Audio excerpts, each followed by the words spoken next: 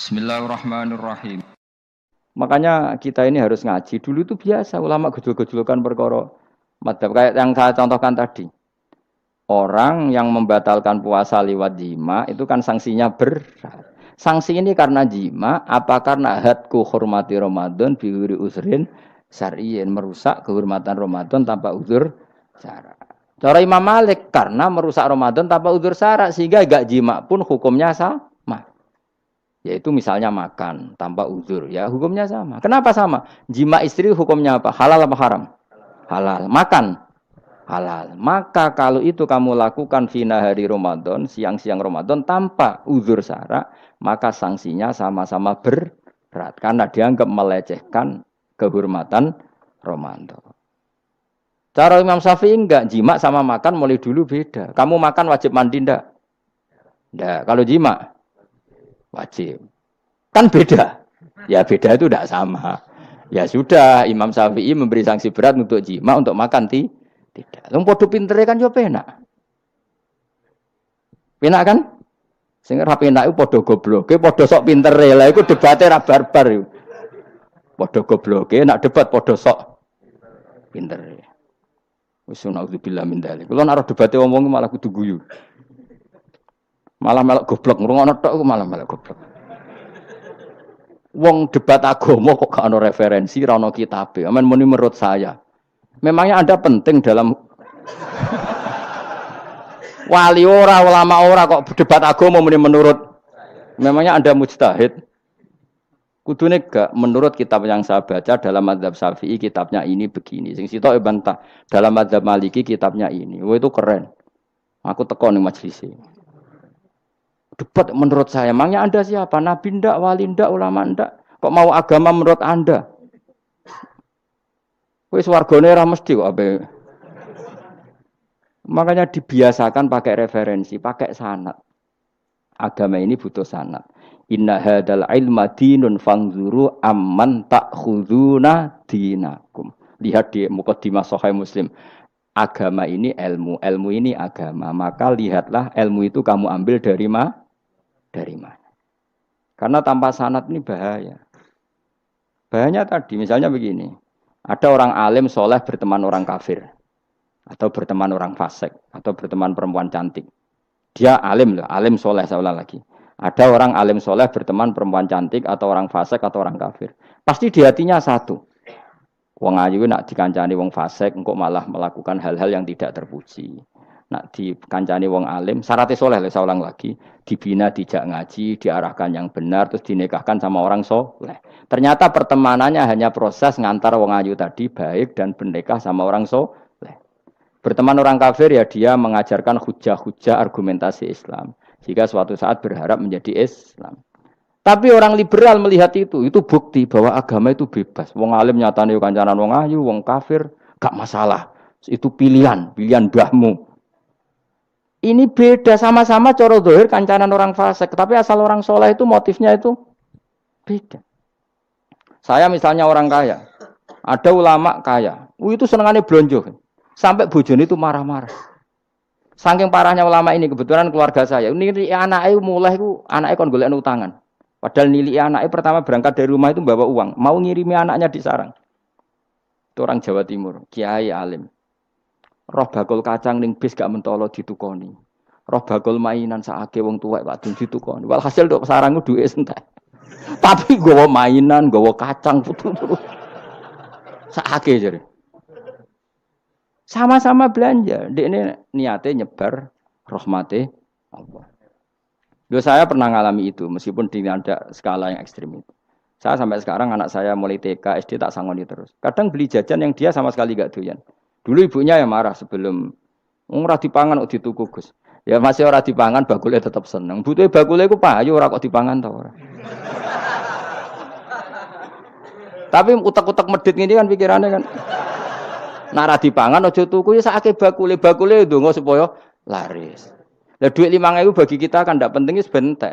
Ben manfaati bakul-bakul. Karena orang kadang dikasih itu malu loh karena ndak diharga diri. Tapi kalau lewat jual beli kan seneng. Ya banyak ulama yang gitu, boros tapi niatnya menyebar roh. Asal orang soleh itu baik-baik saja. Orang soleh melete. Wah, duitku akeh, ke tenang wae. Cara dohir melete. Ternyata ngenakno sing dikai ben ora perasaan. Nah, misalnya wong soleh terus sopan. Duitku pas-pasan tak pangan sesuk wae ora ono. Sing dikai ya sungkan le dul. Maka wong soleh kudu melete ben sing dikai ora sungkan. Bar ngekek duit wong 100.000. Lah iya lanjiran duitmu akeh ora iso tak hitung ning omah. Ijek karungan. Lah kok karungan piye? Duit saya wae kerja kok karung gak sak.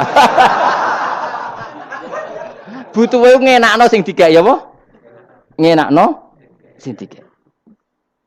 Asal wong soleh, dekne ngomong gitu itu niatnya juga soleh. Tapi nak wong ra soleh, pancen mlete tenan. Bolak-balik wong ra soleh iku masalah. Makanya kancani wong soleh. Mergo wong soleh itu orang yang luar biasa. Kanjeng Nabi ku nak dahar sering ning jaba. Ya biasa. Ketok wong akeh. Karena Nabi gak ada kepentingan beliau jadi Nabi setelah Nabi Isa alaihi salam yang saking sakralnya, saking priainya malah kebablasan dianggap sebagai anak Tuhan. Maka Nabi ngetokno kemanusiaan. Bahkan kalau dahar itu sering di luar. Gue ngetokno nak Nabi itu dahar sebagai umumnya kayak apa orang soleh. Lho kula nate berusaha khusyuk iku meneng. Malah ngipi kuwi elek. Mergo aku ora meneng wae wibawa, nak meneng malah buyute wibawa. Akhire wong rawani takok agama. Nak ana ora takok agama terus takok wong liya, takok rugi malah ra karu-karuan. Tapi baru kayak aku sering guyon gejlokan orang berani tanya. Baru kayak berani tanya, ilmu dikembalikan pada ahlinya. Jadi wong soleh ku ngomong terus yo barokah, saenake yo barokah, asal dekne soleh alim, barokah terus. Tapi nak wong ra saleh goblok ibu-ibu meneng ben wibawa. Nak ibadah anggap wali terus akeh sing sowan. Innalillahi wa inna ilaihi raji'un. Aneh-aneh wae. Modus iku jenenge apa? Lho iya. Kayak kasus di Probolinggo, andai kan wong ra jubahan niku ora ono sing percaya. Dia dipercaya karena modus apa? Kesalehan. Umpama dekne nganggo kathok seprapat terus pahpoh ning pasar, ayo aku bisa gadakan uang, percaya ta ora? Baru kayak jubahan. Ibu-ibu soleh. Maka sarana kesalehan ini kalau di mata orang enggak soleh, di tangan orang enggak soleh itu bahaya. Makanya kata ulama, kata Imam Haram, kan arah alim, urip biasa wae. Aja sampai kowe terlalu khusyuk terus nak ngomong dindel, padahal keliru ngomongmu iku. Mergo anti ilmu. Wes bener kok sampean ini bener. Ora alim wis sepeda motor ya sampai dang-dang sampai rokokan itu wis bener. Kowe nek bebo khusyuk malah bahaya. Dikira ahlul ilmi jebule gloyor napa. Mulane kan apa melete tak anggap pinter ini.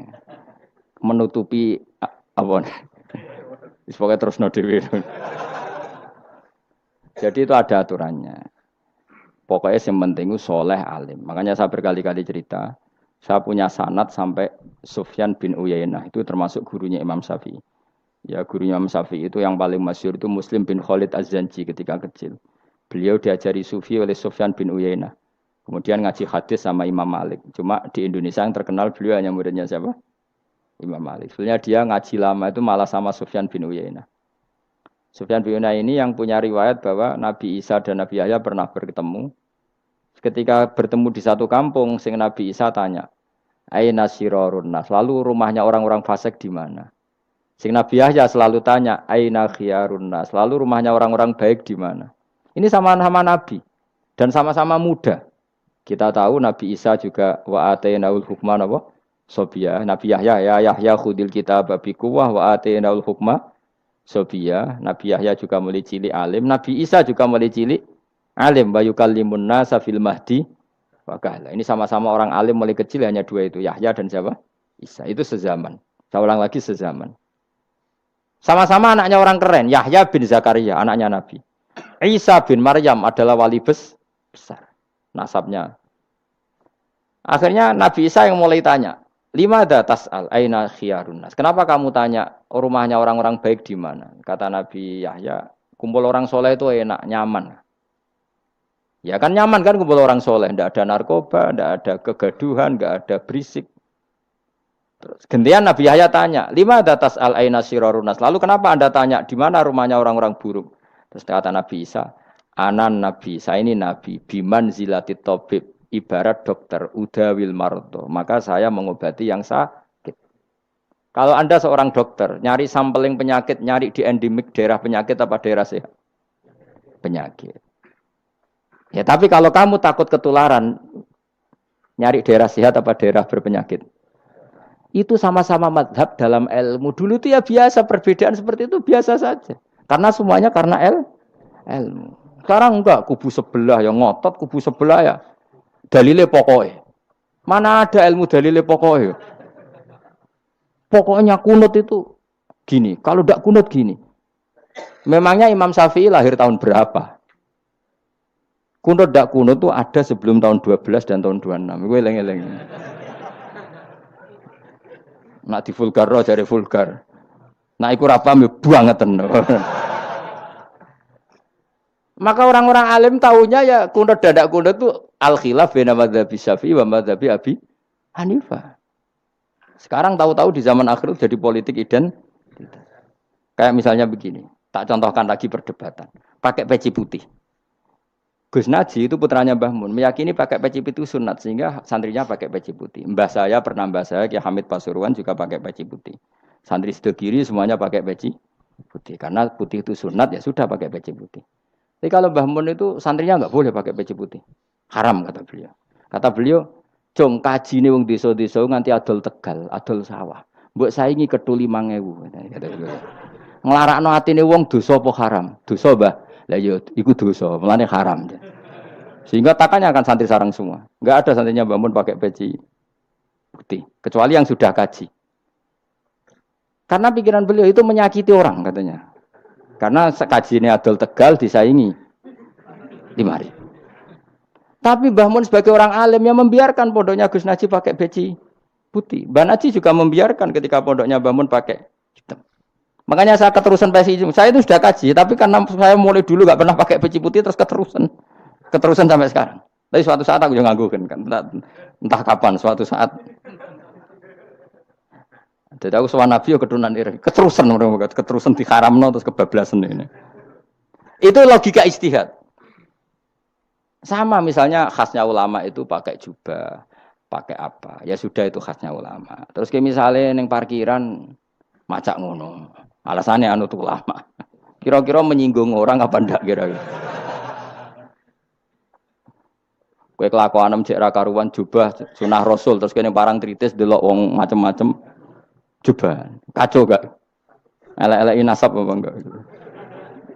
Boy orang itu mikir, jadi karena ada selalu masalah ijtihadiyah. Abdullah bin Mas'ud dulu itu kalau sholat itu nggak pernah pakai baju resmi, seringnya pakai sarung tok, kadang nggak pakai baju. Ketika ditanya, kamu ashabu Rasulillah, kenapa sholat dengan cara seperti itu? Terus beliau ngendikan, wong ben roh nak standar minimal sholat seperti ini. Kalau saya sholat selalu pakai pakaian sempurna, nanti dikira itu aturan fardu dan umat menjadi berat. Sampai seperti itu ulama menjaga konstitusi bahwa yang penting dalam sholat adalah satrul aurah. Zaman itu sudah sahabat dan tabiin karena Nabi sudah wafat itu sudah pakai pakaian lengkap. Tapi Abdul bin Mas'ud tiap sholat di masjid dia menunjukkan pakaian paling tidak lengkap.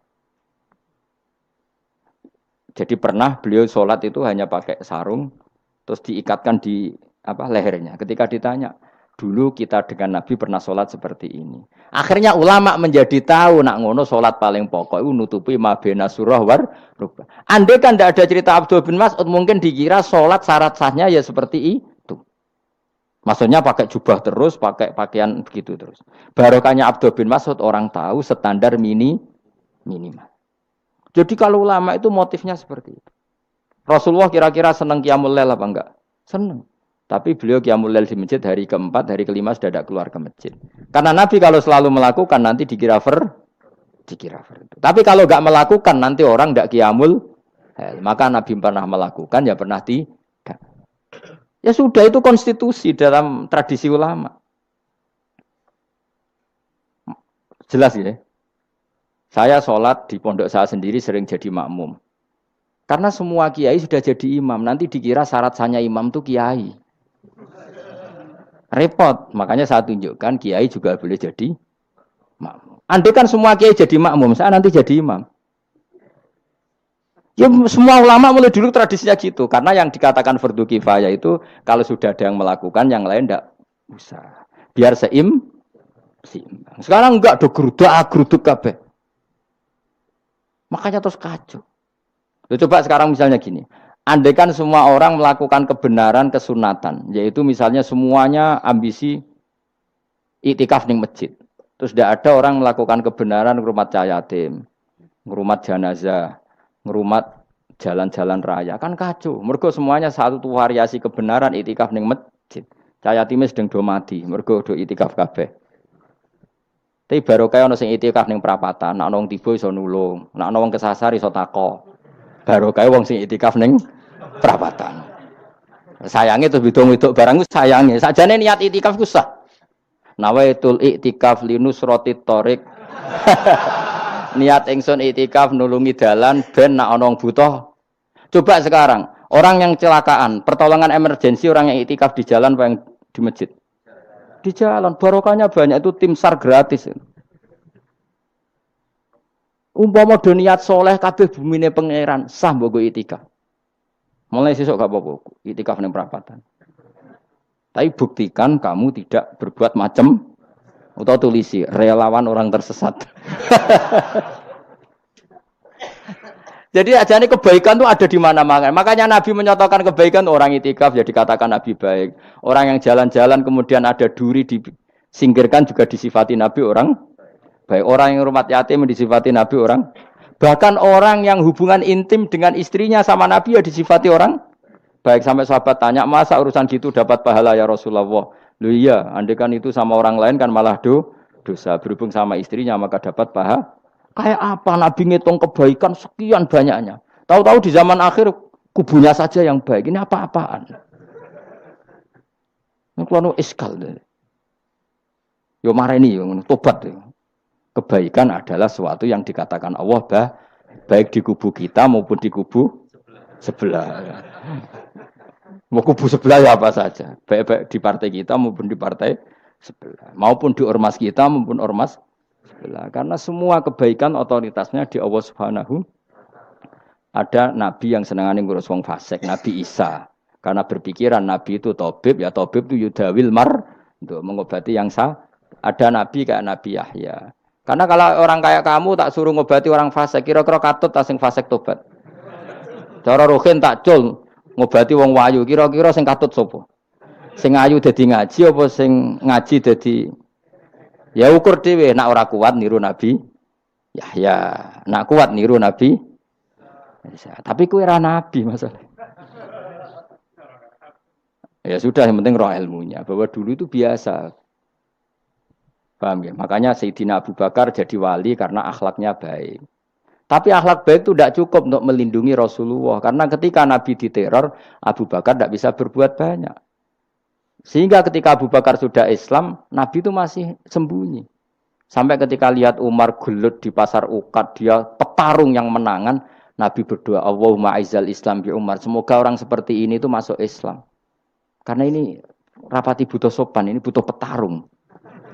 Tenan, Umar masuk Islam. Masuk Islam hari pertama sudah Abu Jahal ditotok rumahnya. Kamu lo gawu Rasulullah Muhammad tak bunuh kamu. Semua orang diparani. Akhirnya bersamaan dengan itu ada khitab fasda bima tu'mar. Akhirnya Nabi berani dakwah secara ala niatan. Barokahnya mantan preman. Jadi kebutuhan Islam banyak. Butuh orang sopan, butuh petarung, butuh macam-macam. Butuh wong lomo, butuh wong fikih sabar itu sakeh, ora usah ditambahi. Karena jumlahnya sudah overload yang fikir itu. Itu rasa diproduk sudah masif lah, sudah. Jadi orang kok kalau gede fikir, maksudnya jumlahnya sudah banyak. Jadi itu kayak apa kearifan Rasulullah? Makanya Abu Bakar pertama jadi khalifah. Ketika beliau mau wafat, itu nunjuk Umar jadi khalifah. Coba. Padahal beliau wataknya lemah tapi menunjuk orang yang sangat kasar, yaitu Sayyidina, karena beliau insaf, tidak semua kebaikan terwakili oleh orang berakhlak. Kadang kebaikan terwakili orang yang tegas, kayak Sayyidina. Kayak apa insafnya para sahabat? Iya toh, kalau di internal akhlak itu baik, tapi kalau di eksternal ngadepi orang nakal, yang baik itu orang tegas. Coba misalnya ada preman di perapatan, mau ganggu kiai, kowe di santri sopan mau diluk tok. Pusing kan? Tidak di semua santri kayak Rogen mantan preman. Ayo gelut. Oh, mati ora ninggal popo.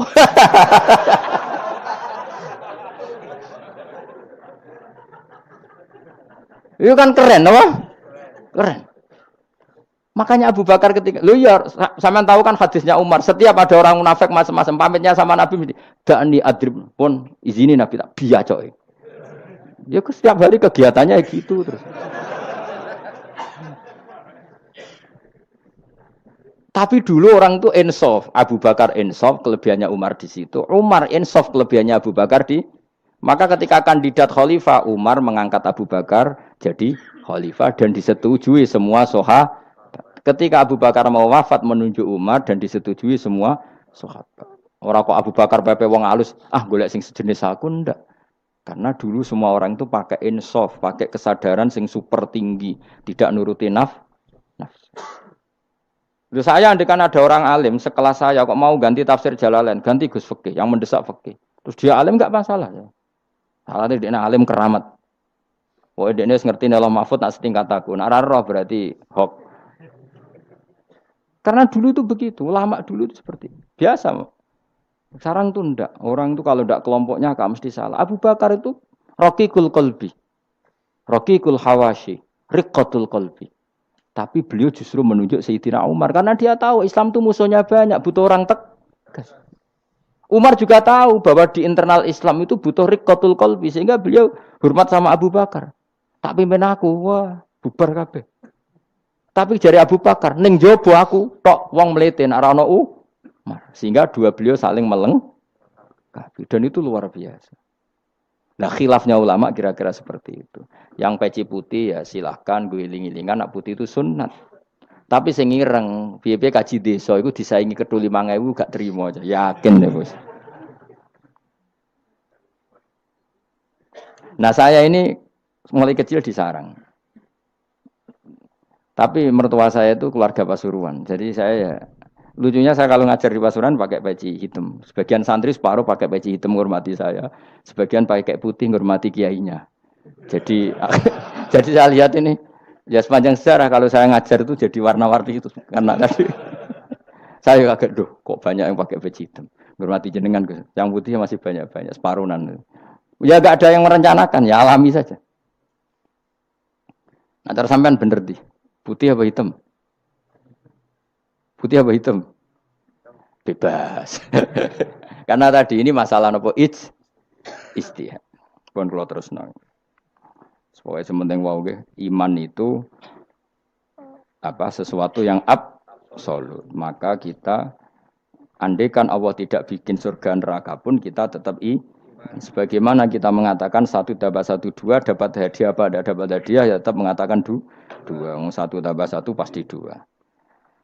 Subhanalladzi wa sujidat khalaqa kang gawe sapa ladi ala azwaja ing pira-pira pasangan ari asnafa tegese pira-pira pasangan kullaha sakabehane asnaf. Tak Allah gawe mimma sing perkara tumbitu kang nukulno.